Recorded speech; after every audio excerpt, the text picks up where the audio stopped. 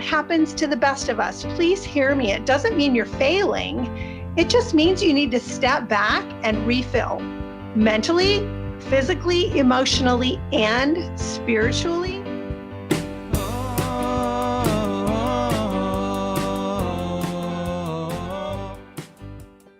Welcome to Webinar Wednesday. I'm Jacob. I've got Sandy here with me.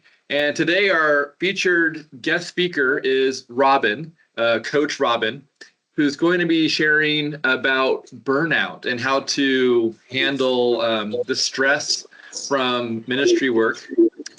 And this is also the beginning of a new series for us where we're sort of pairing up the Pro-Life Team podcast and Webinar Wednesday to effectively have a pro-life leader that we'd normally have on the podcast with a live audience with Webinar Wednesday in order to provide high-level education and insight and encouragement, along with the option of having real questions from those who are listening and engaged, which will also be the questions that many people that listen later will be glad that was asked. So all that to say is, Robin, thank you for being here. If you could go ahead and share a little bit about your backstory and then roll into your topic, that'd be great. Well, I'm just grateful to be here, Jacob. Thank you for the opportunity. And I actually was an executive director of 3 different pregnancy centers over more than 23 years. I started at my first center in Sacramento, California when I was only 25 years old, and navigated to Southern Oregon, where I was the director of another center. And then I actually stepped in and was an interim director for a director who went out on maternity leave. And I intimately understand what it's like to work inside of pregnancy center ministry. It can be exhausting because your work is never done, first of all. There's always another client. There's always another baby to save. And the work that all of you do feels so weighty. And it feels like if you say no to your job, that you're being selfish or that you don't care enough about life. And we kind of have some things backwards there. And as a professional certified coach now for the last 7 years, one of my top things that I do is help pregnancy center leaders figure out how to overcome burnout. And that's what we're going to talk about today. And my own story, I remember very clearly, I called a fellow executive director and I was like, I'm done. I'm going to quit. I'm leaving. I'm burned out. And she said, no. Talk to Don Riker. And I didn't know who Don Riker was, but I trusted my fellow director friend.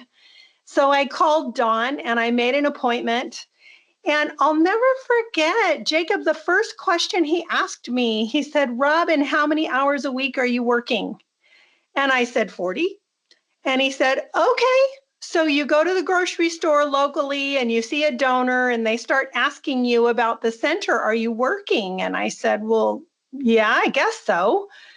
And then he said, well, and then you go to church on a Sunday morning and somebody asks you about the center. Are you in work mode? And I'm like, well, yeah. And he said, and then you're laying awake at night for hours stewing about this, that, or the other. Are you working? And I'm like, probably. And he said, and then you're sitting in front of the TV and you open your laptop and next thing you know, you're in your email. Are you working? And I'm like, yes. And so he said, let me ask you again, Robin, how many hours a week are you working? And it was closer to 70 or 80 when I was really honest with myself. And I did not have good self-care practices in place. I did not have good boundaries. I was working extensive hours, well beyond what I was paid for. And I went on a journey with Dawn, who was a coach, to learn how to instill some of these practices in my own life. And when Dawn was no longer unable to be a coach, I heard God say that I could step in. So my primary role is to work with pregnancy center leaders and help them lead with confidence and joy, and ultimately, when the time comes, to finish well. And that's going to require some intentionality and some of those self-care things that I mentioned. Awesome. And did you want to use a slideshow for your talk, and if you do, we could probably click on share and share your screen if you would like. I mean, I could. I don't necessarily need to have the slideshow, but I can definitely talk about the different topics if you want me to just keep going and dive in. I think the first part, so before you hit burnout, you have what we call compassion fatigue. And compassion fatigue, if you leave it untreated, if you don't deal with it, if you don't talk with someone about it or address your staff, compassion fatigue, if you don't treat it, it can lead to burnout. So compassion fatigue is just that feeling of having too much empathy and compassion for your clients or your patients. And as you feel too deeply, it depletes you personally. And it's almost like a mental and a physical exhaustion and an emotional withdrawal. And it's experienced by those who care for sick or traumatized people. And if I had everybody in front of me right now and I asked you, are you dealing with sick or traumatized people? 100% of you would raise your hand, because those who are coming to you are no longer just dealing with a pregnancy test. They have trauma in their life. And so there's so much more to deal with. And when you leave that compassion fatigue untreated, it becomes the burnout, which is like a state of mental and physical exhaustion that's caused by prolonged stress. So the longer you don't deal with compassion fatigue, it hits burnout. And once you hit burnout, like I did, you really need professional help. It won't go away on its own. And in pregnancy center land, so let me describe this compassion fatigue. I call where we all live pregnancy center land. It's a place that's kind of like Disneyland, but the rides can be terrifying and no fun. But in pregnancy center land, it's that feeling of trying to save a baby's life, trying to save that mom and dad from making this decision you know is going to be devastating. And it's doing it over and over, knowing you really have zero control over her decisions and what she does. And it's that feeling of finding out then that she had the abortion and feeling like a failure, like you somehow hold the responsibility for her decision. And that's one of the things that we do, is we think that somehow we did not do something right, where ultimately it is God who holds the responsibility for the decision that she makes. So when you're doing this over and over, and like I said, in ministry, your work's never done. So there's always another one coming. Or maybe if you're that executive director, now here you are dealing with another staff issue or board issue or fundraising issue, fill in the blank. And it's just coming up over and over. So you start losing compassion for your work. And in ministry, there's just a real need to have compassion for yourself. And on that deep, critical level, to ultimately know things are going to be okay, that God has everything in control. And it's important to acknowledge your feelings, but don't let them rule your life, if that makes sense. So you're working alongside all these people who have compassion, and it can just get exhaustion. People who care for the unborn, people who understand the devastation of abortion. And you can't fix people or make the decisions for them, but that's what we do. We take it. We'll take her decision with us to the car, in the parking lot, to home with us. We're laying awake at night. We're thinking about it. And the weight of all of this, it's going to break you unless you figure out how to deal with it, leave it at work and in God's hands. This compassion fatigue creeps up quickly. We all just have the stories. You connect with a patient, you just know she's not going to get an abortion. Then in follow-up, you find out she did, and it feels so defeating. And when you experience compassion fatigue, it's kind of like what it sounds like. Compassion, it just disappears. And all of a sudden, it's like this self-protection because you're like, I just can't do this anymore. And so, if you have any questions at any point or any interaction, Jacob, just interrupt me. I'm good with that. But I'd love to go over with all of you and for those listening to the recording, some of the symptoms of compassion fatigue. And there's a lot of them, and you might experience one or two, or maybe you've got all of them. I have dealt with some clients who really feel like they're dealing with all of them. So the first symptom is compassion, or is overwhelm. You're just feeling overwhelmed. You're hopeless, helpless, or powerless when you hear another story. Maybe you're irritable. You're just getting a little snappy. It's like your car's running out of gas. Or you have low energy. You just need to get done what needs to be done quickly because you don't have much energy. Maybe it's low empathy. You just get a little less interested and you just don't care as much. Maybe you just want to go to bed. And when I say that, you come across as unfeeling because on a fundamental level, your brain just wants to go home and go to bed. Maybe you're distancing yourself from your staff or your clients so you can function. You maybe are dwelling on that client's story and you just keep dwelling on it. Here's a big one. You should on yourself. I have to be careful how I say that. I should do this. I should have done that. I should. That was a big one for me. Concentration, low concentration. You just have a hard time concentrating or making decisions. You're having difficulty sleeping. You're having withdrawal. You just want to withdraw from life. Substance, maybe you're self-medicating. Relationship conflicts, productivity, you're less productive.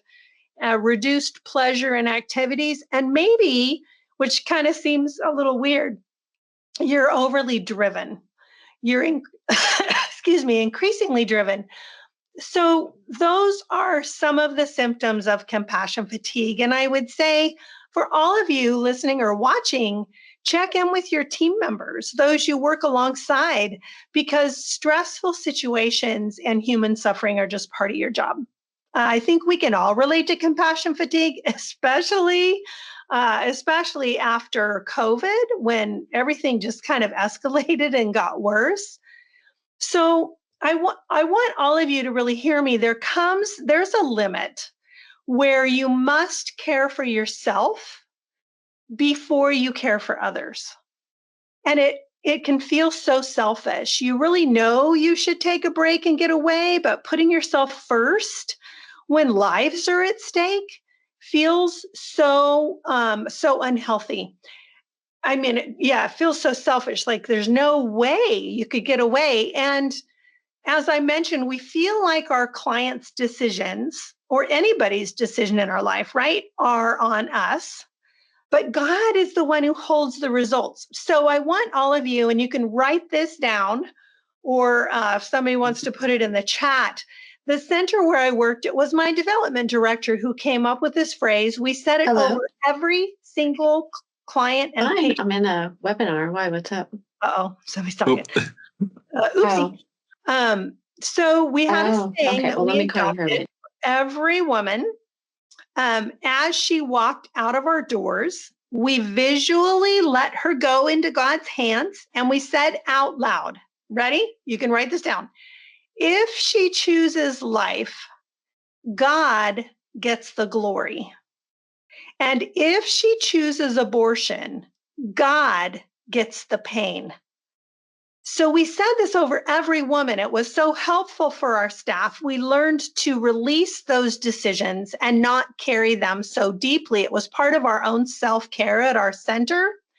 We also acknowledged the pain each abortion decision caused for our staff. So we would bring in a local trusted pastor a couple times a year to do a memorial service to remember any babies that had been lost. And this was a way to bring extra pastors into our center. It was beautiful. We would bring them in to pray with us and do these memorials. I also encourage my clients to consider bringing in a professional mental health person to be on site for your team members just for a check-in. How are you doing? Because each one of us is so much more outside of our centers. We've got stuff going on in our families and in our lives, and we need someone confidentially to talk with and pray with. So that's compassion fatigue. And I want to transition a little and talk more about burnout, which I mentioned. If you are one of those who feels like you're really burned out as I go through this, you need to work with a spiritual director or a professional coach. I'm available. You may need to work with a counselor. But burnout comes on gradually, maybe over years. And they have many of the same symptoms of compassion fatigue, but they're escalated. They're kind of on a different level. To deal with burnout, like I said, is going to mean working with a professional. And burnout happens to the best of us. Please hear me. It doesn't mean you're failing. It just means you need to step back and refill mentally, physically, emotionally, and spiritually. Burnout, the actual definition of it, it's a syndrome resulting from chronic workplace stress that has not been successfully managed. So burnout means it's really I heard this quote before, burnout is not a badge of honor, but it's a lack of discipline. Many of us know what we should be doing to take care of ourselves, but we don't do it. And I encourage you to think about what are those things that bring you joy, that bring you life, that are life-giving for you. These are some of the things that I had to work with my coach through.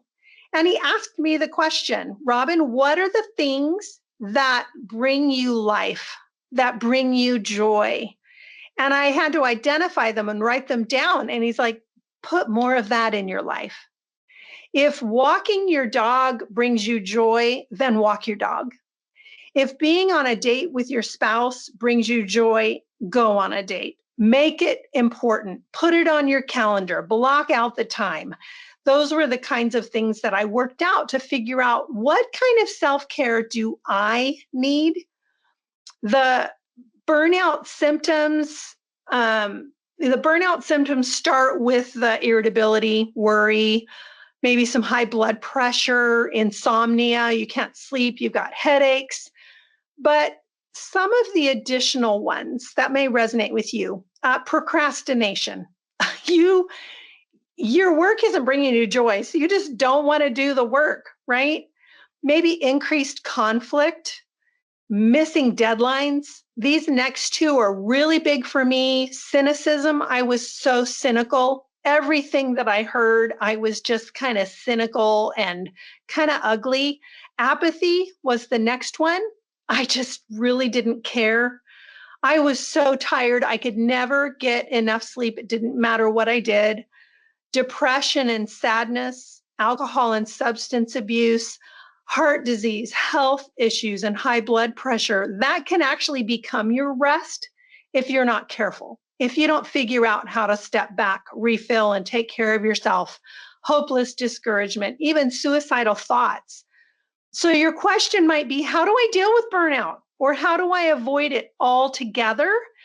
So as I said, if you think this is you, you need to find professional help.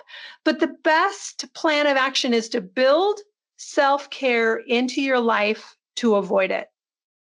So in our culture, we got to fight against busyness all the time.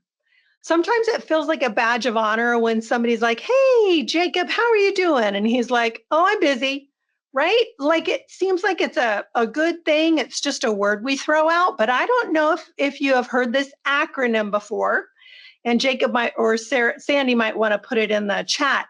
So BUSY, buried under Satan's yoke.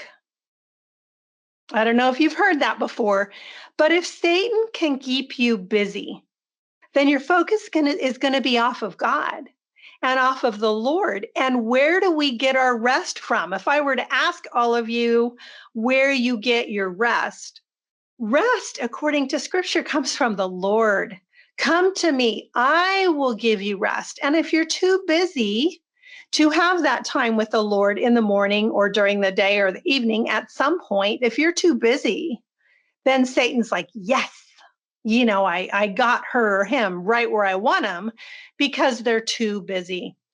I want to cover a few quick ideas that you might want to jot down to add into your life that can be some tools to help you avoid burnout. Number one, do whatever it takes to leave work at work. Wave goodbye at the building as you drive away. I had to go to my board and say, I need a desktop computer. I don't want my work on my laptop anymore. And that was a huge help for me because I also took my email, I took it off my phone. And if I really needed to check my email, I had to stop and think about it. Do I want to go into work mode right now? Because for me, as soon as I entered work mode, it was a rabbit hole. And next thing you know, 3 hours later, my husband's been ignored. My kids have said, Mom, Mom, Mom, and I just ignore them. So it was one stopping point to help me realize, okay, Robin, do I want to go into that mode? And most of the time it was no. So I had to put boundaries in place. And I learned how to not be available 24/7. And I know some of you are like, but wait, lives are on the line. I need to be available. But may I remind you that God is bigger. He owns the decisions of the women you serve. He doesn't need you to save that life. He will use you to help save that life. But God is sovereign. He is omnipotent. He is omnipresent. He doesn't need you, but he will use you. But he also cares for you and wants you to love yourself. Number two, so the first one was leave work at work. The second one is keep firm boundaries.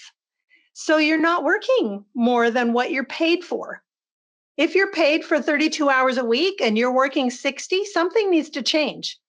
You either need to hire another person at your center and you need to be honest with your board, or you need to stop working so much. Number three, schedule a personal day and make sure your team gets one as well. It's a great way to serve them, even at least give them an afternoon. And if you're like, well, what do I do on a personal day? Don't be at home because you're going to look at the laundry or the dishes or the yard work or whatever needs to be done. Maybe find a friend who has a beautiful backyard and they work during the day. Say, hey, can I just come sit in your backyard? Can I just be there? And then turn your phone off. Grab your Bible, grab your journal, figure out how to deal with all the voices in your head and learn to be quiet. Number four, write your to-do list for tomorrow at the end of the day. Beautiful. When I started doing this, then I didn't sit there and think about all the things at night that I knew that I needed to do.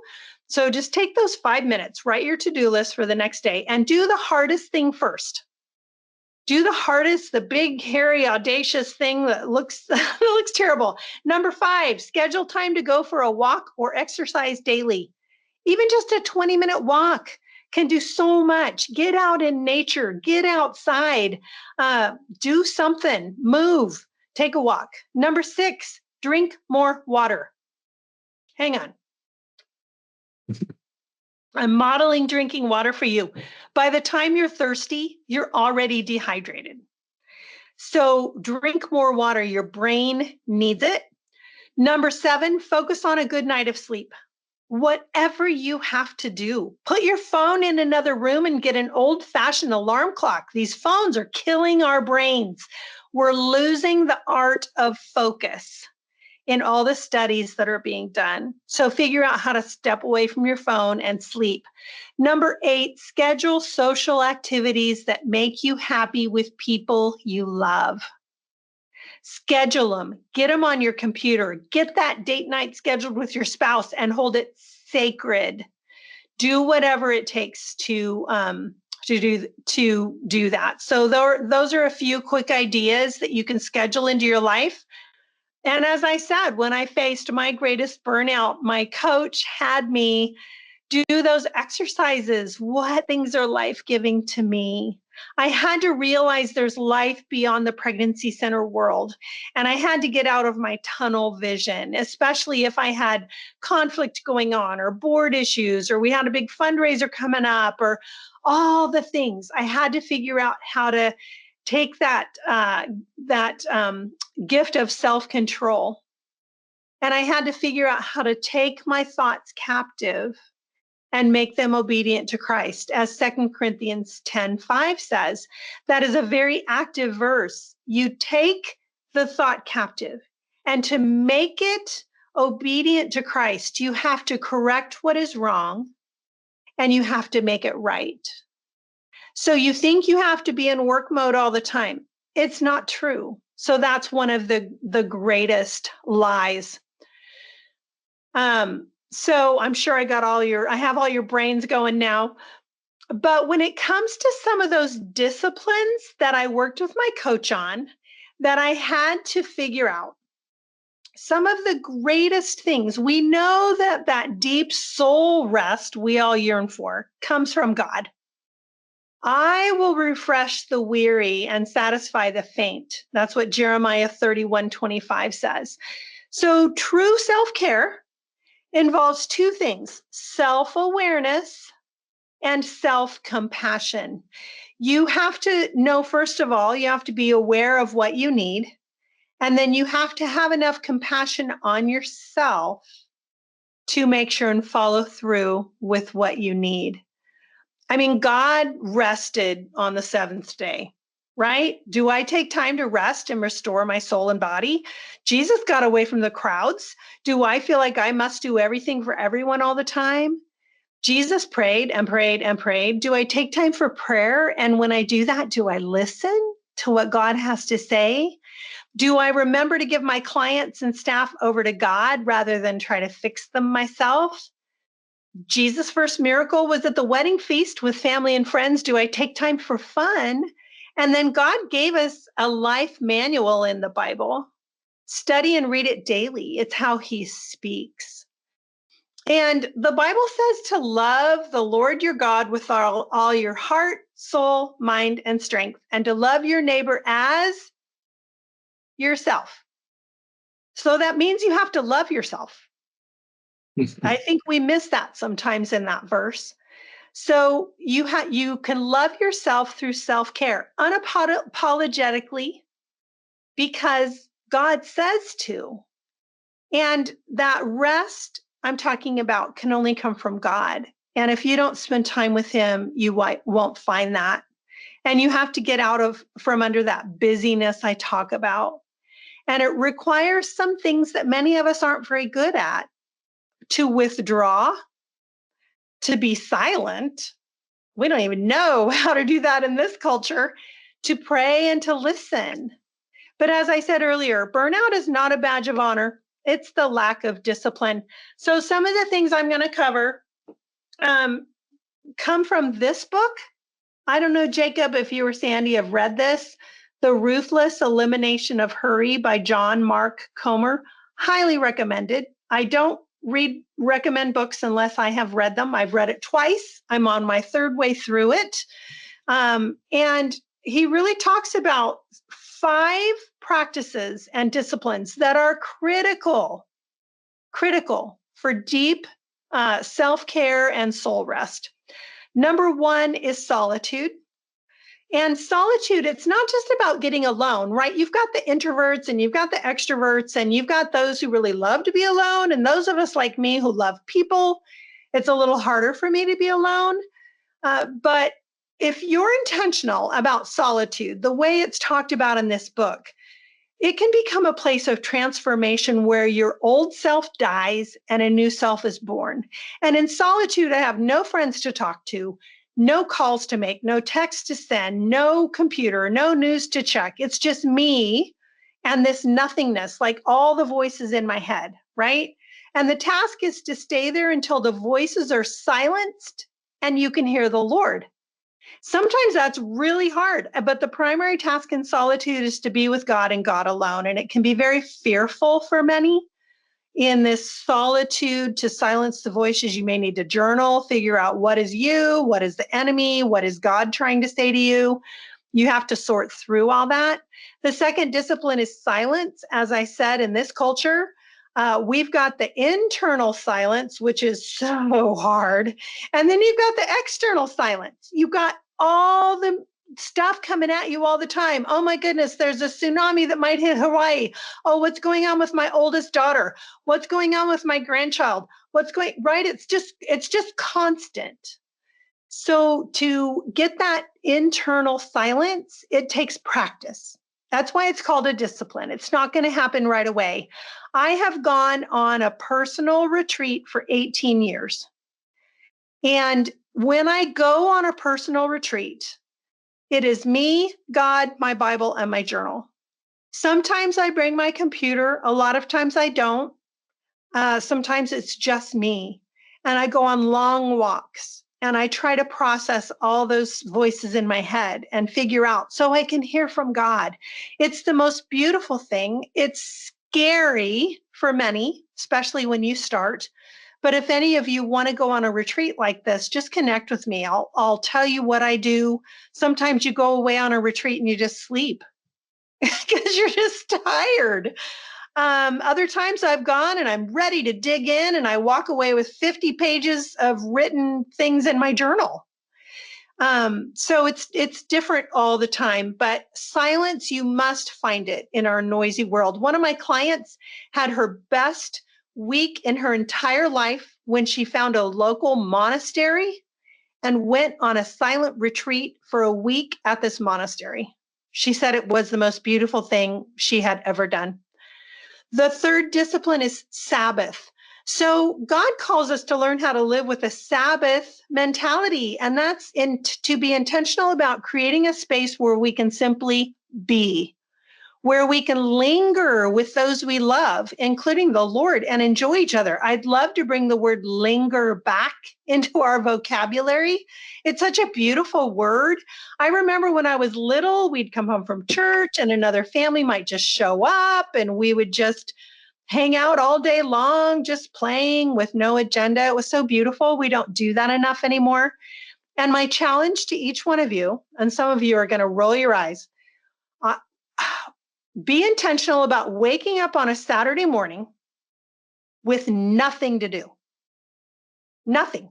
No yard work, no chores, no going to this, that, or the other. No, just wake up with nothing to do. When's the last time any of us have done that? Jacob? When's the last time? I can't remember. Yeah, seriously, we're just so busy. Anyway, the fourth discipline is simplicity. And I would say in America, we have no idea what that means at all. But the reality is we need so little, but we have so much. And we have this Costco mentality, right? You go into Costco or Sam's Club and it's like, oh, I didn't know I needed that. I already have one at home that works, but oh, I should get that one because that's new and it's fancier. And it's just more. But the goal isn't just to declutter your closet, but declutter your life. What are those things in your life that are draining you that maybe you need to set some boundaries and stop doing? And that can add to self-care. The fifth discipline is slowing down. We're all on this hamster wheel, moving at breakneck speed. We know we should slow down, but how do we do it? You have to be intentional about moving slower, drive slower, come to a complete stop at a stop sign. Don't text and drive. Get into the longest line at the grocery store on purpose so you can connect and have conversation with the person standing next to you. How do we slow down?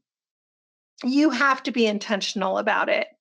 So with all of that said, and I'll make sure that we have time for plenty of interaction for those of you who would like it, I recommend the creation of what I call a personalized burnout prevention plan.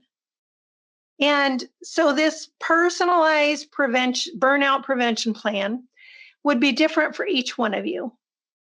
And you have to consider what kind of regular practices can you put in place to protect you from entering burnout? So you have to know yourself. You have to know the things you love. You need to know, do you refuel when you're around people or when you're completely alone? What do you need to truly take care of your soul? And that's a question I would ask for each one of you to consider. I'm going to go over just 14 points. So we'll keep Sandy busy as she tries to recap these. 14 points. Number one, when you're thinking about this burnout prevention plan for yourself, don't forget your first love by keeping God in your relationship with Him first. So that is tippy top priority. When you're thinking about burnout prevention, incorporate God, whatever that looks like for you. Number two, discover true joy. Joy isn't like this giddy happiness. It's really a deep-seated peace. And there's a quote from Kay Warren that maybe I can put into the chat in a little bit. But the quote is, joy is the settled assurance that God is in control of all the details of my life, and the quiet confidence that ultimately everything is going to be all right, and the determined choice to praise God in every situation. What a beautiful definition of joy. Joy isn't just happiness. It's that deep-seated peace and settled assurance that God's got me and He's got everything going on in my life. And I can give everything and everything over to Him every day. So, number one, don't forget about God. Number two, discover true joy. Number three, learn to rest. Jesus rested. Can you imagine? Jesus said no to people when He could have healed so many. There were probably so many people that are like, wait a minute, why'd Jesus disappear again? He's got things to do. There's sick people over there. And Jesus is like, out. I need to go be with my Father. So learn how to rest. And while you're resting, it's a matter of faith, right? You have to trust that God is handling all those situations that you don't have. Number four, maintain that healthy sleep. I mentioned that earlier. Do whatever it takes. If you're an older woman like I am, if you need to go get your hormones checked, I will tell you, I recently did that. I went to a integrated physician who checked my hormones. I had zero of anything. Now, let me tell you, progesterone is so helpful for sleep. So now that I am taking those bioidentical hormones, I sleep. It's such a world of difference. Do whatever it takes to get some sleep. Number five, pay attention to your diet and exercise. We all know we need to do better, right? Can I get an amen? But as I said, Amen. Drink more water. Once you're thirsty, you're already dehydrated. Even if you exercise just 15 to 20 minutes 3 times a week, it's going to be better for you than nothing. So do something, move somehow. The next one is learn to be silent and learn to be still. Oh my goodness. Be still and know that I am God, it says in Psalms. What does it look like for you to be still, especially if you're so busy? How do you say no to everything? All the kids' games or the grandkids' games, this event, that event, all the work stuff. How can you say no to all of that and be still? It's a big question, and there's not always easy answers. The next one is to create those outlets to do things you enjoy. What do you really love? What brings life to your soul? Do you need to schedule a massage once a quarter, maybe once a month, just for you? Oh, feels so selfish. But is that something you can do? Do you enjoy it? What kind of music do you listen to? Do you need to read a good book? I talked about we're losing focus in our lives. We really are. The ability to focus and sit and read a book without wondering what's going on our phone, man, it's becoming a lost art. Get into knitting, watch a funny movie. A friend of mine is into quilting. I can't understand that money pit. Maybe there's some of you in here who love that. But good Lord, the amount of time she spends and money, but she loves it. It just brings her such joy. Take a walk, play with your children, spend time in nature. Nature is a huge piece of finding rest and to be still. We can all agree with that, whether it's ocean or mountains or lake or river or whatever. The next one is seek to give your burdens to God daily. God, this is too much for me to handle. God, I give everything and everyone to you. This is no longer, I'm not going to hold on to this anymore. Also, not an easy thing to do. It takes practice. The next one, learn to triage your daily and life events. So when I say triage, you got all these things going on in your life. You got personal, you got work, you got family, you got, all these things going on. You can't deal with all of them at once. It's impossible. We can't multitask. They've really disproved that. We say we're multitaskers. You can't. Once you have been focused on something here, I'm going to say something. If you haven't heard this, it might blow you away. If you're at work and you're focused on something that really needs to get done, and somebody comes in and interrupts you, it's going to take you 25 minutes to get back to where you were before you were interrupted. So focus, where our brains can't do that much. So learn to triage the events. And if you are in a burnout phase, please, please, please hear me. Do not make any big decisions. When you're burned out, it's not the time to make big decisions. Next is learn to have realistic expectations of yourself and others. Realistic. And be kind to yourself. If you're exhausted and you're burned out, be kind. Give yourself permission to just sit and stare off into space and do nothing for a while. It's okay. I give you permission. The next, try to resolve those things that can be attended to easily and quickly. As I said, take 5 minutes at the end of each day and create your to-do list for the next day. And then when you come in, either hammer out a bunch of the things or do the hardest thing first, which is something we often don't do. And if you need to do it without interruption, train your staff to stay out. I had to do that with my staff. There are times when I do not even knock on my door. I got work to do, so don't even think about it. Next is learn to manage your time by saying no. And if any of you have issues saying no, connect with me. I'll help you practice. No. Say no. It's okay. There are times when it's really okay to say no if it's for your own self-preservation.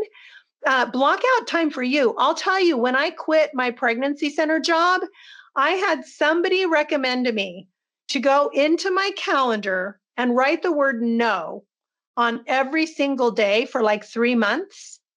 And I'm so glad I did that because everybody was showing, Robin, would you teach this Bible study? Robin, would you come onto this board? Robin. So everybody thought now that I was done, I had all this time. Oh no, I needed some self-care coming off of that job. And I was able to say, nope, I have something on my calendar. No, I have something on my calendar. Anyway, just a little tip, but block out time for you without any guilt. The next one is learn to delegate to others. If you're honest with yourself, many of the things you're doing, somebody else could do, even if it was a volunteer. Maybe you don't have the funds to get another staff member, but many of you are just doing too much. So write down what you're doing, figure out which things maybe you can delegate. And the final one is find key people in your life who will hold you accountable. Growth and dealing with compassion fatigue and burnout, they're not going to really happen in a silo on your own. You need to have people who will hold you accountable, who will help you grow and move forward. It was my coach who saved me. He prevented me from quitting, and I was able to move on. So the final thing of what I'll say, this personalized burnout prevention plan is in 3 phases. First of all, what do I need immediately within the next week? What do I need right now? Maybe you need a massage. Maybe you need to book that doctor's appointment. Maybe you need to just go sit by a river. What do I need this week? The second question, what do I need in the next month? which might be booking that spouse date, whatever it is. And then the final one is, what do I need over the next year? And that's building in practices, putting things on your calendar, blocking the time out, holding it sacred, those personal days or a personal retreat, those kinds of things that I mentioned. So that's what a personalized burnout prevention plan can look like. So I have thrown out so much. I'm sure there are comments out there and questions people have. So Jacob, first of all, before I do that, what did you learn or hear from what I said? Wow. Yeah. So as you were talking, I felt like it kept syncing with Psalms 23, where the Lord is our shepherd, which is that really amazing relationship. And then it talks about green pastures and still waters. And green pastures, I always think of, are the things that we didn't ask for, but God brings into our lives. Mm-hmm. And the still waters are like the things that we chose to follow God to. And so they're usually a little bit, we have to make a decision to go there.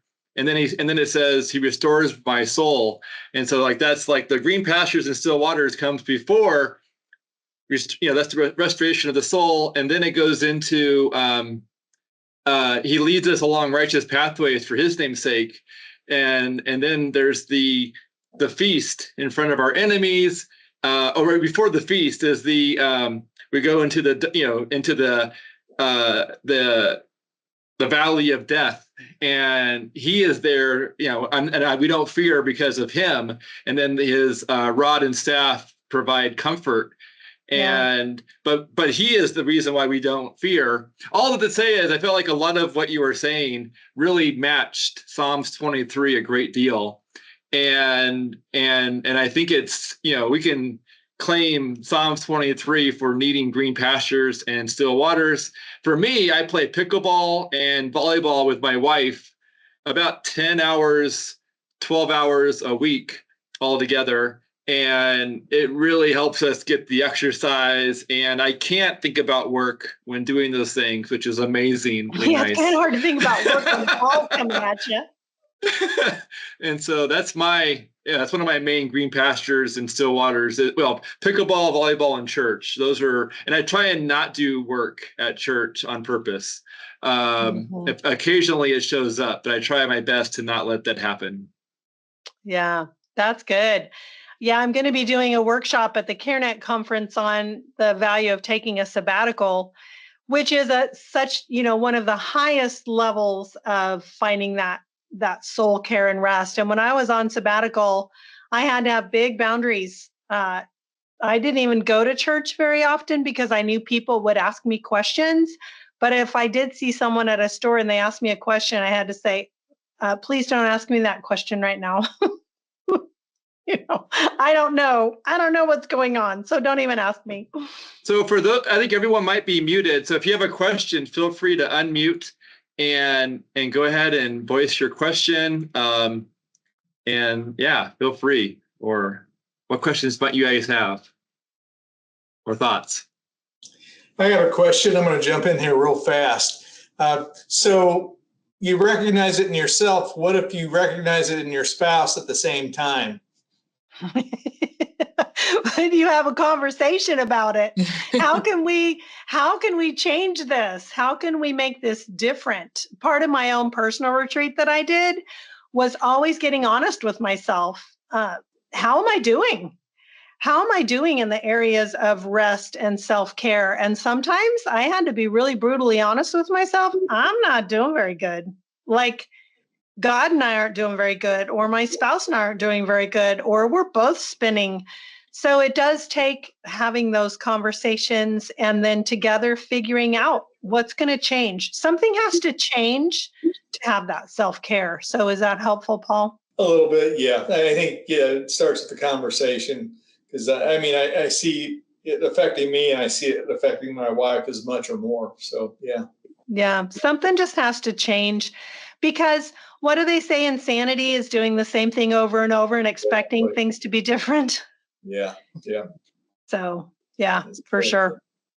I think for me, what really stood out was taking that time of silence and solitude, because I will, in the late afternoons, go swimming every day during the summer. And so that's my time to get away. But what I do is I take my phone and I go through my emails and I go through my notes and I go through all the things I didn't get done during the day. And I sit in the pool and do that.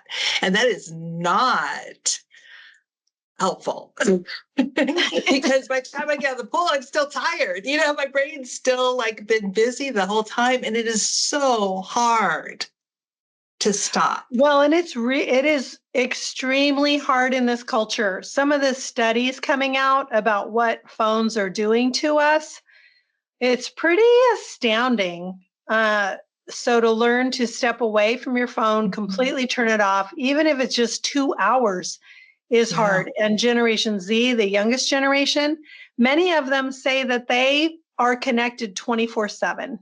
Yeah. So they're not getting sleep. They have no idea how to disconnect. It's pretty astounding when you really hear the statistics. We have a question from Carrie that I think is really good. She said, how do you know as a director if you need a coach or therapy? Well, you're asking a former director who had a coach who saved me so much, helped me grow as a leader, helped me grow in confidence. So my answer to that is every executive director needs a coach.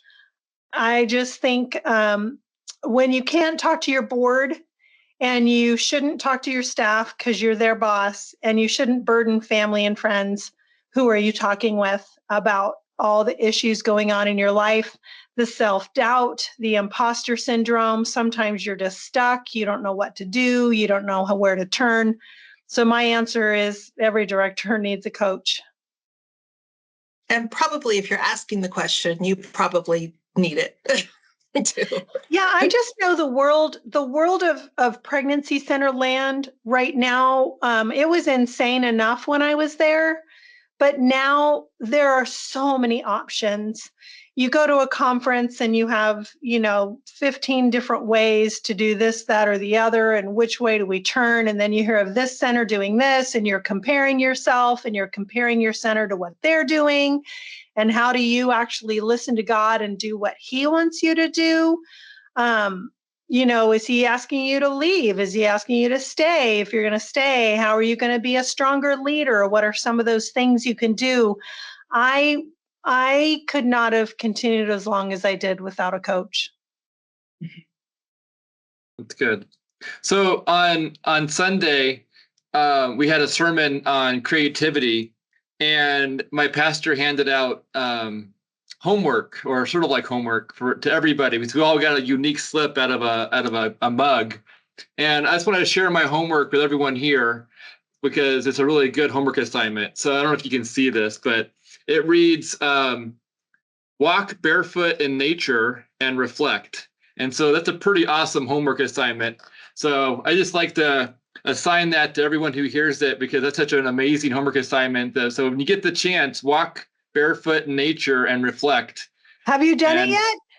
No, but I am going to do that on Friday or Saturday, because I'm going on a backpacking trip, but I'm gonna have to make some time to go barefoot for a bit.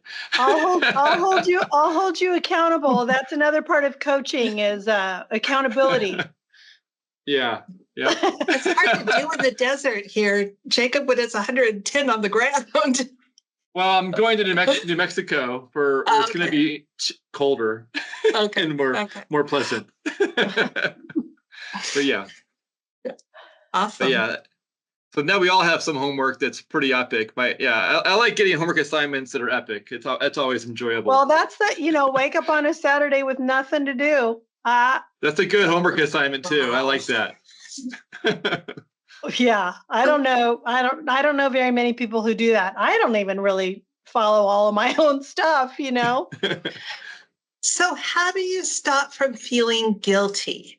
Because when I stop and don't do anything, I feel guilty for not being busy all the time. Like if I just stop for 5 minutes to just listen to music or to do nothing, I feel guilty. Where does that guilt come from? from Satan or from self. Yeah. I think many of us don't realize our value and our worth. God is like, you are worth taking care of you. And especially as women, we take care of everybody. We deny taking care of ourselves. When I started taking my personal retreat, my husband was like, why are you taking a vacation without me? And people were like, how could you leave your kids? Like boundary shaming, like trying to make me feel bad. And the first couple of years I went, it was hard. Now, the picture I have, God is there waiting for me. And he's so excited. He says, Robin, I can't wait till you get here because I'm going to have you all to myself. It's a different picture God has given to me. And now when I go, I do it unashamedly. I do it with excitement. I block the world out. And my staff got to the point where they would say, Robin, isn't it time for your personal retreat? Because I'd start getting a little snarky or a little edgy. And they knew, everybody in my life saw a difference when I came back from that 2-night, 3-day retreat where I withdrew. So yeah, you have to be aware of it, first of all, Sandy. Yeah, beautiful words. I have kind of a practical question, I guess, because I'm like, I know I need a coach. I've been doing this a long time. I would love to have that coach, that help. But it would be something that I would need my board to fund and see great need in that. How do I approach my board so that they understand that this is a need to keep me healthy, to keep the ministry healthy? Well, my board chair, when I approached him about coaching, he personally paid for my coaching for years, partly because he was tired of hearing it. He took the brunt of a lot of my concerns and frustrations. He personally paid for it. And then the whole board and organization saw a difference in me, a calm instead of so much worry, because I had a place to take all of my thoughts and then have them come back in a healthy way to help me work through those. I also have a proposal that I give to any executive director that they can bring to their board, which outlines the benefits of how it can be helpful for you. So if you're interested in that, just connect with me and we can talk about it. I also, for some of my clients, their board wouldn't pay for it. So I'm like, go to a donor that loves you. Many of the business professionals out there understand what it means to work with a coach, and they'll pay for it. Or go to your church. I know I have one, her church paid for her coaching because they believed in her leadership development. So I saw someone just ask a question about a coach. I am a professional certified coach called to work with pregnancy center leaders. It's what I do day in and day out. And I'm sure Jacob will share at least my website or something. You're welcome to share anything. I'm an open book. Yeah. Well, if you Google your name, it comes up. Yeah. Google your name with coach, and it'll be in the title of our video and all of that. And so, yeah. Hopefully a lot of people who need coaches will end up seeking to get a coach. But looking for, it all starts with starting to look. Oh, there you go. I'm putting there's my email. You can just email me. I've worked with hundreds of pregnancy center workers now and done this for over 7 years. Well, thank you so much for being here. And if anyone has questions that come up down the road, feel free to email anyone here and we'll get it to Robin, or use Robin's email and get it to her. And yeah, feel free to ask those questions as they come up or when they come up as you're considering and thinking and praying. Reach out and we'll be glad to help as much as we can. I am putting together an exclusive retreat on the Oregon coast, May 4th through 8 for pregnancy center leaders. I don't have a way to accommodate men at this house, but it's a house overlooking the ocean, and it's an exclusive retreat for 10 executive directors or CEOs. And I think I have 6 spots remaining. So anybody's welcome. And for those who go to Arizona who are in Arizona, I go to an annual Learn to Love the Master retreat where we do journaling or God story journaling. And it's very similar to what Robin was explaining. And there's a men's group and a women's group, and they're in March and April every year. And if you're ever interested in checking one out, it's actually at a monastery about an hour from Tucson called St. David's. And it's a really nice experience. I've gone about 7 or 8 years in a row now, I think, and I really enjoy it. That's awesome. Thank you so much, Robin, and thank you everyone for attending and being here and just making this a really good experience. Next month, we're going to have another pro-life leader join us, and we'll have the opportunity to ask questions and hear them live. And also we'll be publishing this on the Pro-Life Team podcast. So those who didn't make it can hear it there, or if you want to hear it again, you can always listen there. And thank you again for Robin being here and for everyone else being here. I really appreciate you all. Robin, will you close us out in prayer as we wrap this up? I would love to. Father God, I thank you so much for each person on this call or those who will watch the recording later. We know that you are the creator of the universe. You created each one of us. God, you know what each person needs when it comes to burnout and self-care. Just bring them, Lord, closer to you. Thank you that we know that you're already in the future where we're not. God, we love you. We thank you for being present with us. In Jesus' name, amen. Amen. Amen. Thanks, Thank Robin. you, guys.